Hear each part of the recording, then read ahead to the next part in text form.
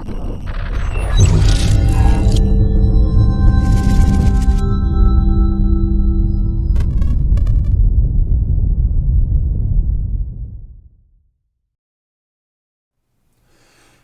everyone and welcome to Mavericks Weekly.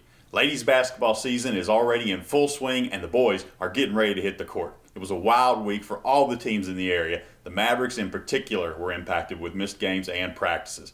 But the ladies were still able to get off to a 3-0 start on the season with some impressive wins. Last week we spoke with Coach Helvey about her squad and two things were certain. They are very young and they are very talented. Both of those were on display over the past week. Last Friday night, the Mavs made the long trip to Cabell Midland for the Cabell Midland girls basketball shootout to take on the 4A Huntington Highlanders, a game they won 59-54. James Monroe was led in scoring by freshman Lydia Dunlap with 15, while Maya Dunlap and Kendall Long both chipped in with 13. Lydia also led on the boards with 8 rebounds, while Monica Moore and Riley Jackson posted 6 and 5 respectively. The Dunlap sisters, fresh off the volleyball season, both recorded 3 blocks. Peyton Griffith led the team with 4 assists. On Saturday, the Mavs were right back in action, this time against the AAA Hurricane Redskins. It was Kendall Long leading the way for the Mavs with 19 points, including going 3 for 3 from the three-point line. Lydia Dunlap had 18 and Maya Dunlap added 9. Trinity Hill looked good coming off the ankle injury, leading the Mavs with 7 rebounds, while Monica Moore had 6. Riley Jackson looked sharp with 6 assists and 2 steals while committing no turnovers. The Mavericks took home the win 58-42. Then the wild week began. The Mavericks were set to rekindle the rivalry with the Summers County Bobcats on Tuesday, but Mother Nature had other plans. That game has been rescheduled for December 23rd at James Monroe. Next was meant to be the first game in the Narrows tournament versus Bland County. Again, Mother Nature stepped in and Bland was unable to travel. Instead, the Mavericks took on the Narrows Green Wave in a tight contest Thursday night. The ladies, at times, had trouble getting their shots to fall, but in the end, it was Lydia Dunlap recording her first high school 20-point game and Maya Dunlap following closely behind with 19. That led the Mavs to a 56-46 win. Peyton Griffith chipped in 9 points. Monica Moore led the Mavs on the boards with 13, followed by Lydia with 8. Kendall Long was active on the defensive side of the ball, leading with 6 steals, while Lydia had 5 and Peyton had 4. In the first effort of the year where the Mavericks recorded a positive steal to turnover ratio. Maya Dunlap paced the team with 4 assists and Peyton Griffith added 3.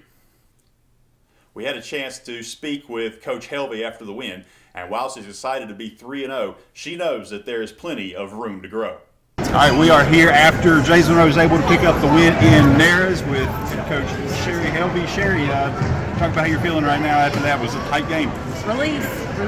You know, the past weekend we played a tough start to our schedule. Our Friday game, our third quarter was the bane of our existence. We were up by 12, dwindled that lead away. Second game, we were able to come back in the third quarter and build the lead. It was like a tale of 2 teams. Today, third quarter met us again. So we have to figure out how to come out at halftime with a better adjustment and a better energy. I think a lot of that is conditioning. You know, we need to get back into practice. We need to get into some more movement. We need to get up and down the court. We need to get back to school. You know, hopefully weather helps, but you never know.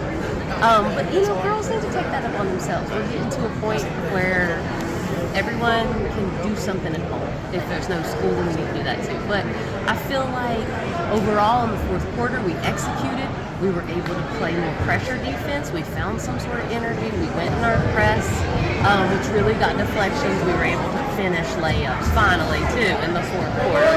So knocking down some free throws. I mean, Monica Moore is just an absolute animal on the offensive boards.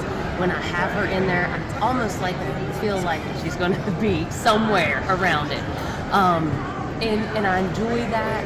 I mean, Lynn and Maya played a wonderful game too offensively. They executed defensively in the end as well. Yeah, I felt like there were moments during the game where the offense was a little bit cold. It wasn't because the looks weren't there, the shots just weren't falling. What do you think you need to do there? Absolutely. I think a little bit of legs too.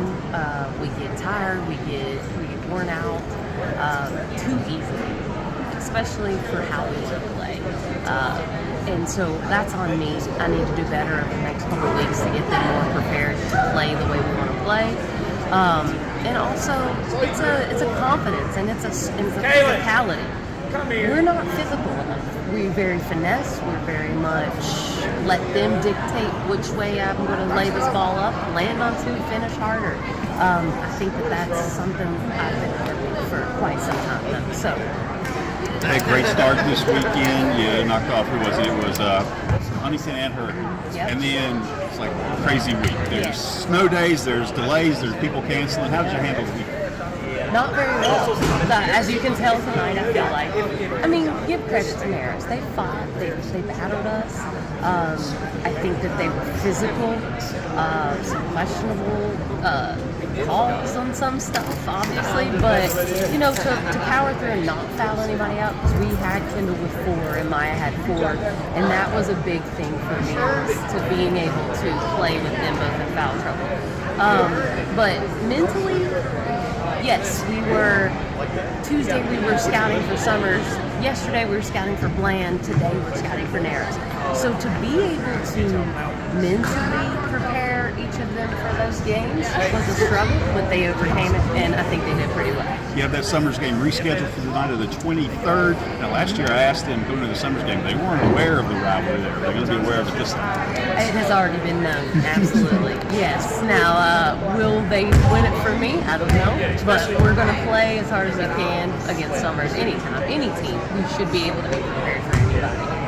That's going to do it here. We got the win tonight. It is. Coach Heavy still undefeated on the season. That's right. The ladies will be back in action this Wednesday as they go on the road to take on the Pikeview Panthers on the 17th.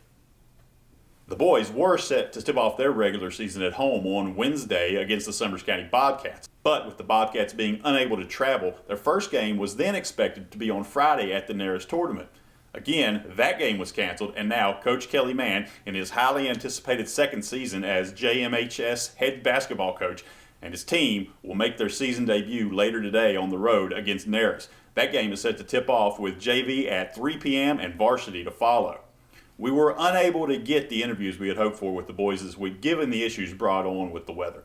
But we will work on having those for next week.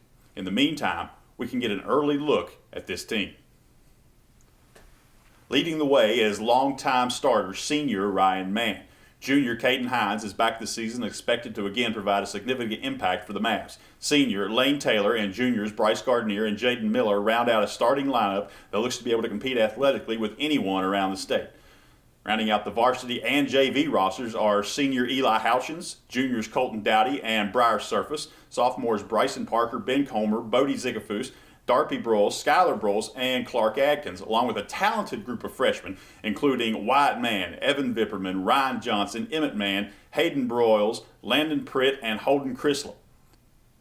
The boys will be back in action at home this Tuesday, the 16th, to take on the Princeton Tigers. You'll be able to find that game here on GVC.